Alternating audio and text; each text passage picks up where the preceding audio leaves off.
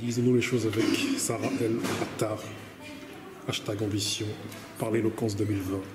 C'est moi. Comment vas-tu? Ça va bien et toi? Tout va bien? Ça va super. Depuis l'année dernière, ça va?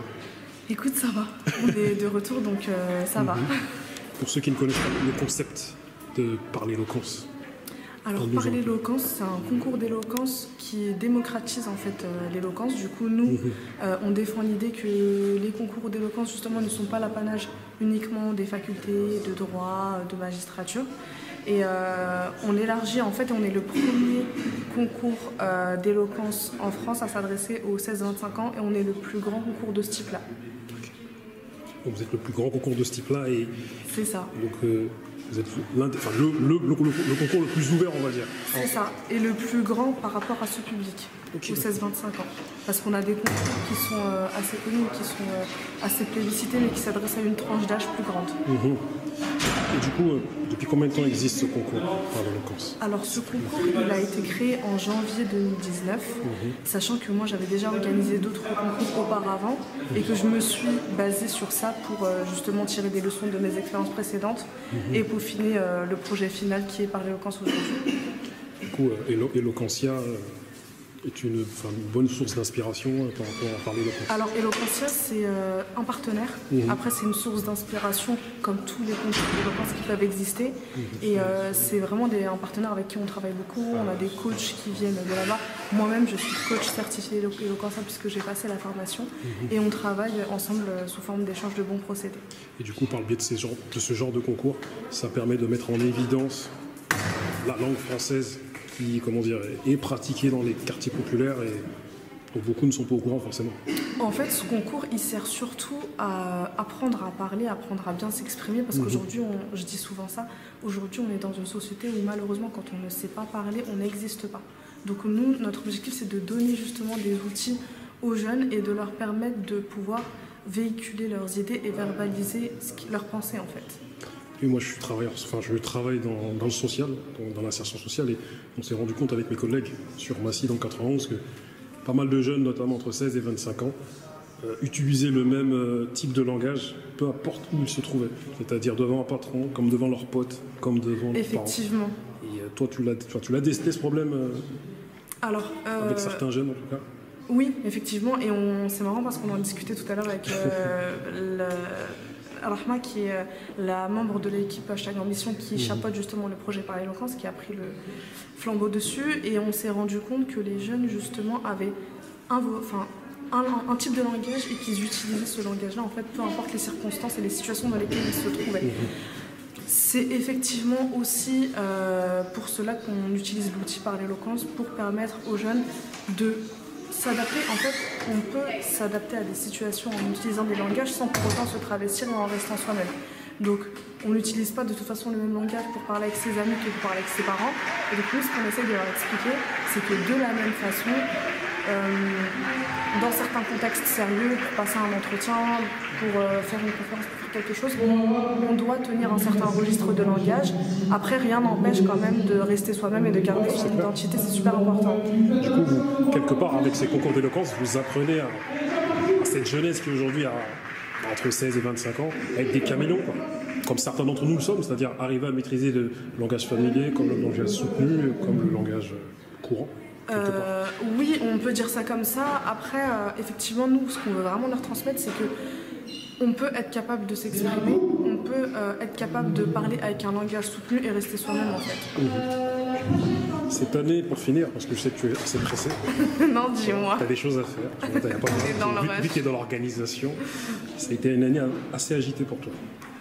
Tu as été l'une des seules représentantes, entre guillemets, des femmes voilées qui est venue à la télé et qui était face à, comment dire, dans une émission, à la table de Pascal Pro, où franchement tu t'en es tiré avec brio.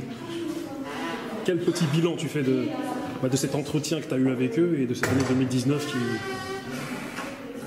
Alors, comme je le dis souvent, moi en fait, en allant sur ce plateau-là, je prétendais représenter personne, je ne prétendais être le porte-parole de personne, mais c'est vrai que je suis contente que des gens aient réussi à s'identifier suite à mon passage et que les mots que j'ai pu dire aient eu un impact positif, aient eu un effet même de soulagement auprès de certaines populations. C'est vrai que le passage télé m'a propulsée par rapport à certaines choses. J'ai pas pu m'occuper pleinement du concours par l'éloquence comme il se doit, ou comme je l'avais fait l'année dernière, mais j'ai pu compter sur une super équipe pour le faire. Et ce que je retiens, c'est que, en tout cas, à titre, donc, d'un point de vue global, c'est ce que je viens de dire, mais à titre personnel, c'est vraiment une expérience où je suis largement sortie de ma zone de confort. Et en fait, ça m'encourage à le faire plus souvent. Peut-être pas de la manière dont je l'ai faite, c'est-à-dire peut-être pas retourner sur un plateau avec des personnes. Franchement, j'estime que j'ai eu largement l'opportunité de m'exprimer. C'est pour ça que j'ai refusé pas mal d'invitations que j'ai eues par la suite. Mais en tout cas, ça m'encourage à sortir de ma zone de confort plus souvent dans des domaines divers et variés. Du coup, ce jour-là, tu as passé comme un espèce de concours d'éloquence que... Exactement. C'était un sacré concours d'éloquence. Ouais. Et comment as-tu fait pour garder ton calme olympique? Parce que tu étais face à des personnes qui étaient hostiles vis-à-vis de toi, vis-à-vis de ce que tu représentes, qui n'étaient pas d'accord. Et d'où tu tires ce calme olympique là? En fait, moi, j'ai pas toujours été calme comme ça. J'ai eu ma période où j'étais impulsive, où je réfléchissais pas forcément avant de parler. Et je pense qu'il y a des choses que j'ai vécues qui m'ont poussée à changer. Parce que parfois, je me suis rendu compte que dire des choses sans avoir forcément de mauvaises intentions peuvent être mal interprétées et peuvent faire du mal et blesser des personnes. Donc j'ai fait un travail sur moi. Et au-delà de ça, j'avais pas le choix quelque part. Parce que si je me laissais emporter, si je me laissais submerger par mes émotions, je risquais de donner une mauvaise image de tellement de personnes, une mauvaise image de la femme, une mauvaise image des musulmans, une mauvaise image de la banlieue. Il y avait trop de risques. Donc j'ai vraiment essayé de garder ça devant les yeux. Et je me suis dit, je me répétais sans cesse, de toute façon, ils ne sont pas d'accord avec toi, peut-être qu'ils ne le seront jamais. Toi, ton objectif, c'est juste de dire ce que tu penses. Tu n'as pas forcément à les convaincre, mais c'est juste de dire ce que tu penses et de dire surtout ce que tu es, parce qu'on a longtemps parlé à notre place, donc c'était surtout ça l'objectif. Ta prestation, ce concours d'éloquence a été très, très salué, parce que de partout, on en a parlé. Ça fait plaisir.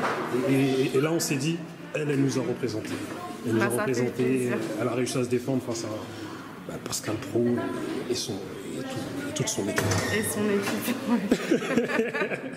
En tout cas, pour finir, réellement, quel message tu auras à transmettre à tous ceux qui voudraient, d'une part, se lancer dans un concours d'éloquence mais n'osent pas, et à tous ceux qui ont des réticences vis-à-vis de ce que toi et d'autres peuvent représenter, c'est-à-dire être une femme qui a des convictions et qui se voile, et tout ça. Moi, si j'ai un conseil à donner, c'est de faire ce qu'on a envie de faire, en fait. Parce que ce qui se passe, c'est que il y a beaucoup de choses qui se disent. Je suis sûre qu'il y a beaucoup de personnes qui veulent faire des choses. Tu veux qu'on la refasse parce que ça va? Okay. Donc il y a beaucoup de personnes qui, je pense, veulent faire des choses mais n'osent pas forcément, par peur des a priori, par peur de ce que les autres vont pouvoir penser. Mais ce qui se passe, c'est qu'on ne peut pas plaire à tout le monde. Et heureusement, parce que moi, ce que je dis, c'est que plaire à tout le monde, c'est plaire à n'importe qui et c'est pas forcément louable. Donc il faut faire ce qu'on a envie de faire. Même si on a des hésitations, même si ça nous fait peur, justement quand on a peur d'un truc, faut foncer. Faut aller le faire parce que déjà ça nous apprend à mieux nous connaître et ça nous permet aussi de cocher des cases dans la liste de tout ce qu'on a accompli dans sa vie et surtout de faire ce qu'on aime faire en fait. Et vis-à-vis de ceux qui ont des idées reçues par rapport aux femmes voilées, ceux qui... Moi, le message que j'ai adressé à cette personne-là, il est le même que celui que j'adresserai à toutes les personnes qui ont des idées reçues ou des a priori sur quoi que ce soit, sur un groupe de personnes, sur une communauté, sur un pays, sur un plat, sur un aliment. Testez par vous-même. Allez rencontrer les personnes, allez tester les choses et n'écoutez pas ce qu'on vous dit. Ne vous basez pas sur les paroles d'un tel ou d'un tel. Vraiment, faites-vous votre propre idée par votre propre expérience. Parce qu'une femme voilée est une femme avant tout, de toute manière.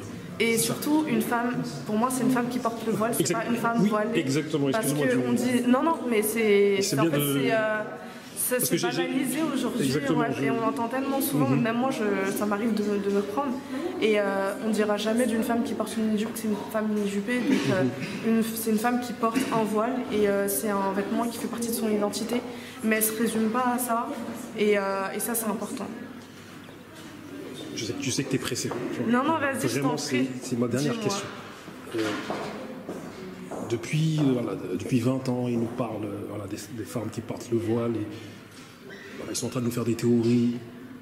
Mais ils débattent sur ce thème-là sans les personnes concernées. Toi, en tant que personne concernée, qu'est-ce que ça te fait depuis 20 ans d'entendre toutes ces théories, que ce soit à l'Assemblée nationale? On sait que aussi c'est pour des intérêts politiques et pas mal d'autres choses. Qu'on parle de ce thème-là sans les principales concernées.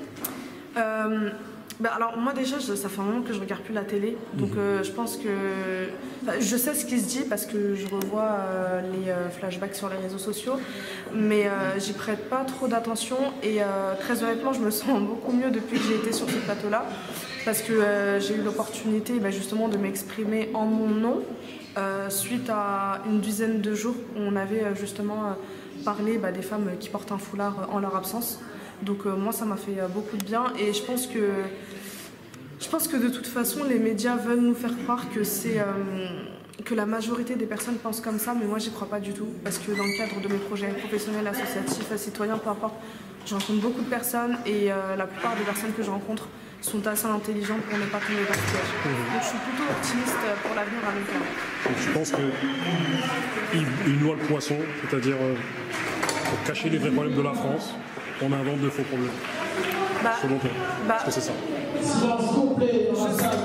Je sais pas si c'est ça, parce que je connais pas leurs intentions, mais en tout cas c'est vrai que ça peut donner cette impression-là. Parce qu'on sait que les vrais problèmes de la France sont l'inflation, le chômage, la précarité, toutes ces choses-là.